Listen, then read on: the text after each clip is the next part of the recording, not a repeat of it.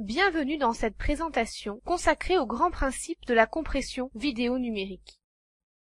Pas de panique, nous ne rentrerons pas dans le détail des algorithmes mathématiques complexes. Nous allons simplement comprendre les enjeux et les techniques de base de la compression vidéo. Pour commencer, nous allons brièvement introduire notre sujet, puis présenter le vocabulaire autour de la vidéo, notamment concernant les formats, les conteneurs et les codecs. Puis nous rentrerons dans le vif du sujet, la compression vidéo. Et nous détaillerons deux types de compression différentes, la compression spatiale et la compression temporelle. Nous conclurons par un zoom sur l'un des formats les plus utilisés aujourd'hui, le format MPEG. Commençons.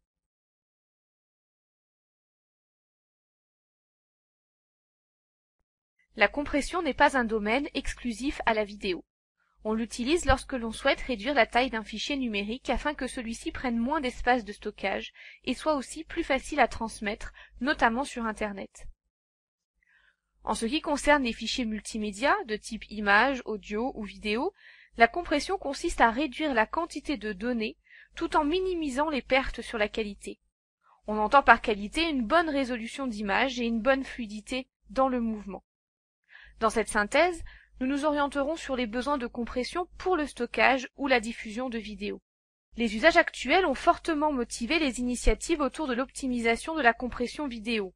En effet, les accès en ligne ou sur mobile nécessitent des tailles de fichiers optimales, tout en gardant un niveau de qualité correct, voire de haute définition. Compresser une vidéo, c'est jouer sur ce qui la compose. Aussi, avant d'exposer des techniques majeures de compression, nous devons comprendre ce qui constitue le format d'une vidéo. En avant pour une petite explication des concepts de format, conteneur et codec. Un flux vidéo est composé d'une succession d'images qui défilent à un rythme fixe pour donner l'illusion du mouvement. Par exemple, 25 images par seconde dans la norme française PAL, ou 30 par seconde dans d'autres normes. On retrouve généralement un flux audio et aussi d'autres informations comme des sous-titres, des menus, du chapitrage, des interactions et des métadonnées, des informations de propriété sur la vidéo comme la date de création, le nom de la vidéo, son auteur, etc. Il existe une multitude de formats vidéo. Vous avez certainement entendu parler du format AVI de Microsoft, du format MPEG de l'organisme du même nom, du format QuickTime d'Apple ou encore le format FLV d'Adobe. Ce que peu de gens savent, c'est qu'un format résulte en fait de deux concepts techniques distincts, les conteneurs et les codecs. Le conteneur décrit la structure du fichier. Il est utilisé pour stocker la vidéo, c'est-à-dire son flux d'images, son flux audio et les métadonnées, selon un schéma bien défini. Il précise notamment quels codecs vidéo et potentiellement audio sont utilisés. Il peut également intégrer des sous-titres ou du chapitrage. Le principal objectif du conteneur est donc d'organiser la coexistence entre l'image, le son, éventuellement du texte et d'autres données liées. Dans le langage du monde vidéo, on parle de multiplexage. Il s'agit globalement de prendre les flux ou objets séparés et de les grouper dans un seul fichier. On peut imaginer un conteneur comme une boîte, avec plusieurs objets à l'intérieur mais rangés d'une façon bien définie. Le conteneur utilisé est généralement identifié grâce à l'extension de la vidéo. C'est d'ailleurs pour cela que cette notion est souvent confondue avec la notion de format, car il arrive que le nom du format soit identique au nom de son conteneur. Par exemple, chez Microsoft, le format AVI utilise le conteneur de même nom. Mais on distingue également chez Microsoft le format WMV, qui utilise un conteneur appelé ASF. Autre exemple dans le monde réputé du MPEG, on distingue le format MPEG-4 qui utilise le conteneur éponyme, ainsi que le format MPEG qui utilise le conteneur PS pour Program Stream. On retrouve dans chaque conteneur les données audio et vidéo, mais en amont, ces données doivent être encodées pour correspondre au format attendu en optimisant la compression avec une perdition de qualité minimum. C'est le rôle du codec, abréviation de codeur-décodeur. Il propose une méthode pour encoder le signal vidéo et audio selon un format attendu par le conteneur. Si l'on reprend l'image de notre conteneur en tant que boîte, le codec décrit simplement la méthode pour ranger ou déballer correctement les différents objets composant la vidéo. L'efficacité d'un codec se mesure d'une part dans ses capacités de compression, mais aussi de décompression, c'est-à-dire à rétablir la vidéo lors de sa diffusion au plus près de sa qualité d'origine et dans un débit performant. Ce qu'il faut comprendre, c'est que la plupart des conteneurs les plus utilisés supportent différents codecs, et un codec ne peut pas être utilisé par n'importe quel conteneur. Il y a une question de compatibilité. Par exemple, le format et conteneur MP4 peut utiliser les codecs MPEG-4, H.264 ou encore XVID. Le format AVI, lui, est compatible avec les codecs MJPEG, MPEG-4, DivX et également XVID. Quelle différence me direz-vous et comment choisir le bon codec? La différence principale se joue sur les algorithmes de compression. Le choix se portera donc en fonction de si on privilégie plutôt une taille de fichier faible, une bonne qualité, ou encore en fonction de l'objectif de diffusion en ligne ou de stockage sur support numérique. Nous ne rentrerons pas ici dans le détail technique des choix et des paramétrages d'un codec. Dans tous les cas, la vidéo a comme finalité d'être lue sur un lecteur qui doit donc être compatible avec le format, c'est-à-dire avec le conteneur et avec le codec utilisé.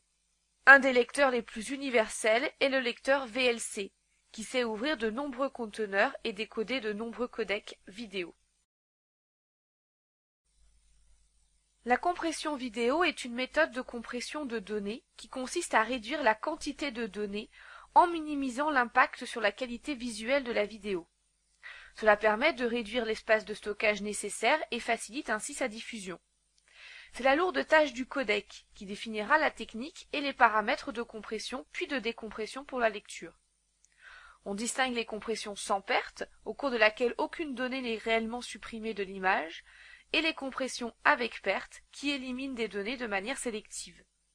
Pour réduire la taille d'une vidéo, il est possible de combiner différentes techniques que l'on définira comme des algorithmes de compression vidéo. Certains principes peuvent s'appliquer à l'ensemble de la vidéo, sans distinction des images individuelles. Par exemple, il est possible de diminuer la fréquence d'image déterminée par le nombre d'images par seconde, généralement entre 25 et 30, suivant les formats. Moins d'images, c'est moins d'informations à stocker, mais on perd généralement en qualité au niveau de la fluidité du mouvement. Il est également envisageable de diminuer la résolution. Le nombre de pixels constituant l'image est diminué grâce à des techniques de rééchantillonnage. Moins de pixels sur une image, c'est également moins d'informations à enregistrer. Les algorithmes de compression vidéo se basent aussi sur une notion simple. Il existe généralement au sein d'une vidéo de nombreuses redondances d'informations, c'est-à-dire une similitude au sein même d'une image ou entre les images qui constituent le flux vidéo. Aussi, le principe de la compression vidéo a pour objectif de réduire, voire d'éliminer cette redondance. À l'échelle d'un pixel, on peut noter des corrélations sur deux axes. L'axe spatial, c'est-à-dire qu'il existe une similitude entre les pixels adjacents d'une même image, on parlera alors de codage intra-image, intra-frame ou intra-trame. L'axe temporel, il existe une similitude entre les pixels d'une séquence d'images analogues, appelée groupe d'images. On parlera alors de codage interimage, interframe ou intertrame. Dans le schéma classique de la compression vidéo, une combinaison adaptative entre les deux mouvements, temporel et spatial, est utilisée pour réaliser une importante compression de données.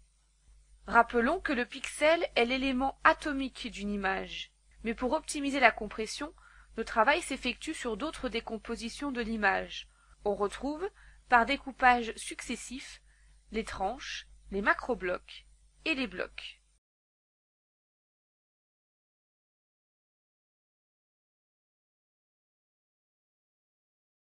Les algorithmes de compression vidéo intra-image s'appuient sur les principes classiques de compression d'image, puisque chaque image est travaillée individuellement.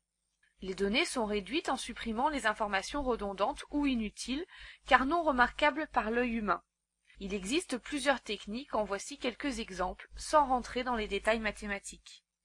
Le premier, la transformation des couleurs. Le système de stockage colorimétrique est modifié par un système moins gourmand en taille mémoire.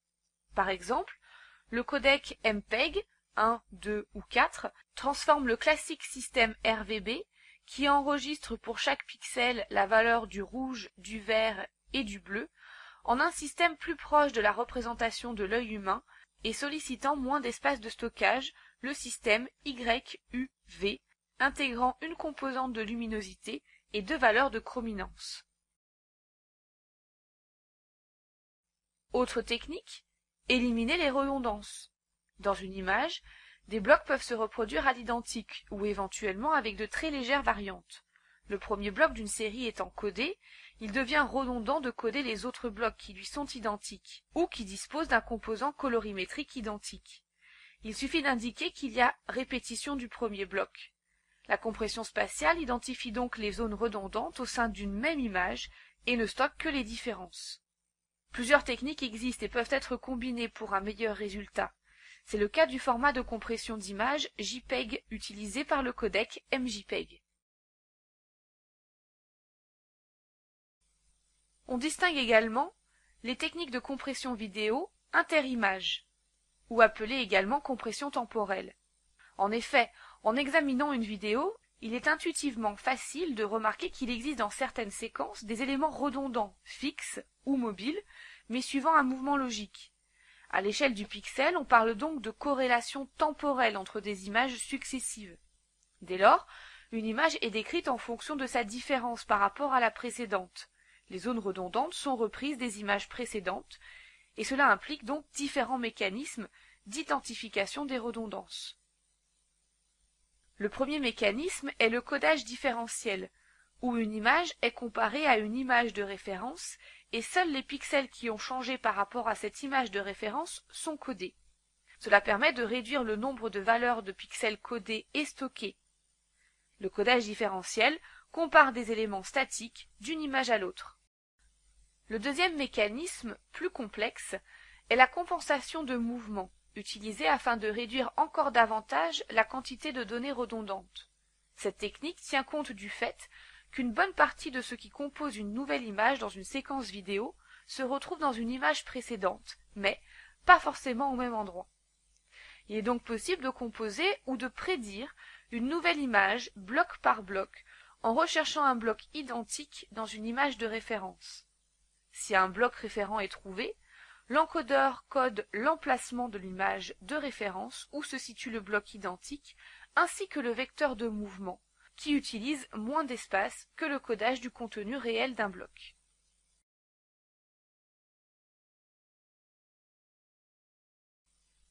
Avec la prédiction interimage, chaque image d'une séquence est classifiée comme un certain type d'image. On retrouve les images I, les images P ou les images B. Les images I sont des images de référence, appelées également intraframe. C'est une image autonome, c'est-à-dire qu'elle peut être décodée sans référence à d'autres images. La première image d'une séquence vidéo est toujours une image I. Elle fait généralement l'objet d'une compression spatiale intra-image. L'intégration régulière d'images I garantit la qualité résultant de la décompression.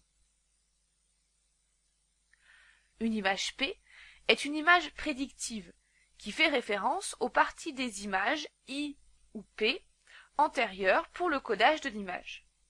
Les images P nécessitent généralement moins de bits que les images I, mais elles peuvent être sensibles aux erreurs en raison de la dépendance complexe vis-à-vis des images précédentes.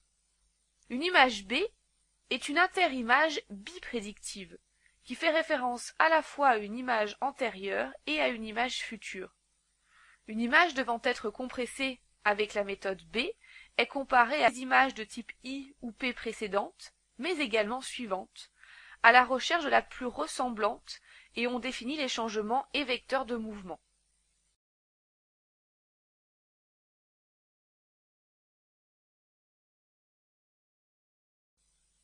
Cette succession d'images constitue des paquets IBB, PBB, P.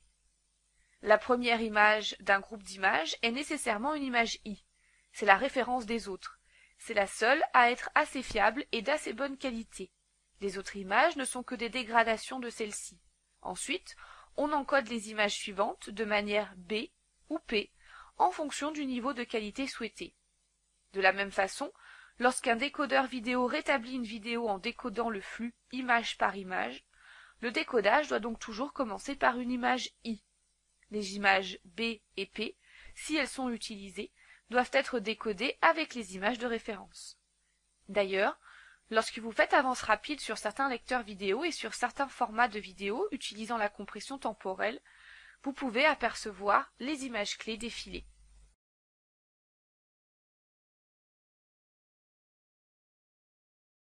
Attardons-nous quelques instants sur le format MPEG. Aujourd'hui, l'un des formats les plus utilisés est ce format, facilitant la création et la diffusion de contenu numérique, notamment sur des supports en ligne. MPEG-4 est une norme, c'est-à-dire qu'il définit de façon précise et stricte les règles qui le régissent.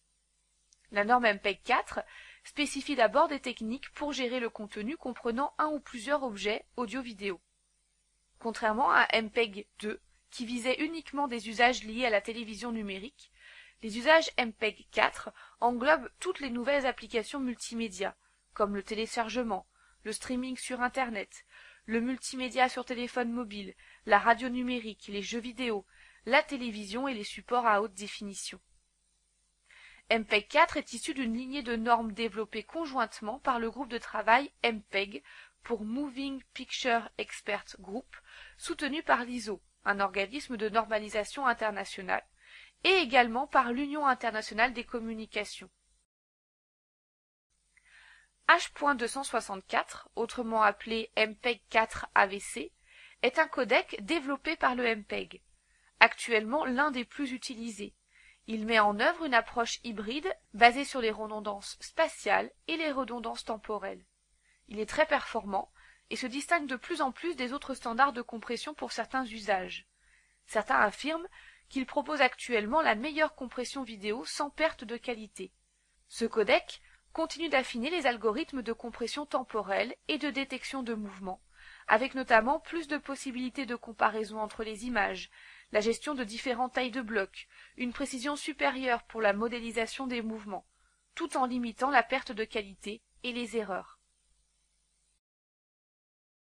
La compression vidéo est certes un domaine complexe qui implique des algorithmes et formules mathématiques bien difficiles. Mais les principes de base sont relativement abordables. Vous pouvez maintenant, si vous le souhaitez, approfondir certaines notions grâce aux multiples ressources disponibles sur Internet. C'est également un domaine qui évolue et qui demande une veille régulière sur les nouveaux formats, conteneurs, codecs performants. Merci d'avoir suivi cette vidéo, en espérant qu'elle vous sera utile pour vos potentielles prochaines productions numériques.